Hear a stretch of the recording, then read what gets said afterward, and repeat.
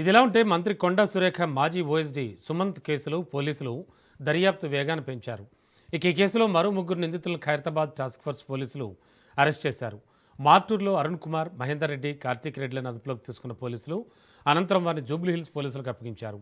ఈ ముగ్గురి అరెస్టుతో సుమంత్ కేసులో ఇప్పటివరకు అరెస్ట్ అయిన వారి సంఖ్య 4కు చేరుకుంది. మరోవైపు ఈ కేసులో ఇంకా పరారీలో ఉన్న నిందితుల కోసం పోలీసులు గాలింపు చర్యలు ముమ్మరం చేశారు.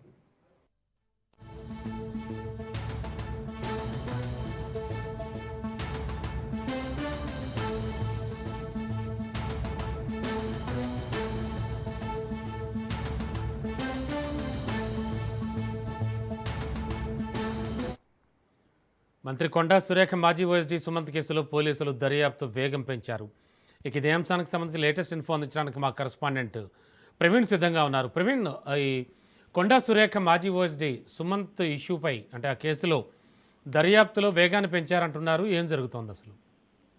అయితే మంత్రి కొండ సురేఖ మాజీ ఓఎండి సుమన్ కు సంబంధించిన కేసులో పోలీసులు దర్యాప్తు ముమ్మరం చేశారు. ఈ కేసులో తాజాగా మరో ముగ్గురు నిందితులను కూడా ఖైరతాబాద్ టాస్క్ ఫోర్స్ పోలీసులు ఈ రోజు అరెస్ట్ చేశారు. అయితే నిన్న ఈ యొక్క ఎవరైతే మాజీ ఓఎండి సుమంత్ ఆ డ్రైవర్ ని పోలీసులు అదుపులోకి తీసుకున్నారో, పోలీసులు అదుపులోకి తీసుకొని అయితే సుమంత్ తో పాటు ఎవరెవరు ఈ యొక్క దాంట్లో పాల్గొన్నారు అనే విధంగా చూస్తున్నారు. ఒక వ్యాపారిని భయపెట్టించి రాడ్లతో కొట్టేసి 10 కోట్ల డిమాండ్ చేశారంటూ వచ్చినటువంటి ఆరోపణల నేపథ్యంలో ఈ కేసుకు సంబంధించిన అందరినీ కూడా అయితే విచారణ చేసే నేపథ్యంలో నిన్న డ్రైవర్ ను కూడా అరెస్ట్ చేశారు. అరెస్ట్ చేసే విచారణలో భాగంగా ఈ రోజు మరో ముగ్గురిని కూడా అరెస్ట్ చేశారు. అయితే మాటూరు ప్రాంతంలో అరుణ్ కుమార్, మహేందర్ రెడ్డి, కార్తిక్ రెడ్డిలను పోలీసులు అయితే అదుపులోకి తీసుకున్నట్టుగా తెలుస్తుంది. అనంతరం ఈ ముగ్గురిని జూబ్లీహిల్స్ పోలీసులకు అయితే అప్పచెప్పినట్టుగా కూడా తెలుస్తుంది.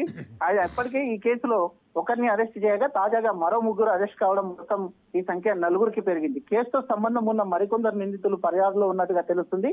వారి కోసం పోలీసులు ప్రత్యేక బృందాలతో గాలిస్తున్నట్టుగా కూడా సమాచారం అయితే వస్తుంది. అయితే అరెస్ట్ అయిన నిందితులను విచారించి కేసుకు సంబంధించి మరిన్ని వివరాలు రాబట్టేందుకు పోలీసులు అయితే మొత్తంగా కూడా అవకాశం ఉన్నట్టుగా తెలుస్తుంది. అదేవిధంగా సుమంత్ కొరకు కూడా పోలీసులు 2 బృందాలుగా ప్రత్యేక బృందాలను ఏర్పాటు చేసి సుమంత్ కొరకు గాలిస్తున్నట్టుగా తెలుస్తుంది. అయితే ఈ కేసులో ప్రమేయం ఉన్న వాళ్ళు సుమంత్ తో పాటు ఇంకెంతమంది ఆ యొక్క వ్యాపారిని బెదిరించారు, రాడ్లతో ఎంతమంది దాడి చేశారు అనే కోణం లోపల పోలీసులు దర్యాప్తు అయితే చేస్తున్నట్టు తెలుస్తుంది.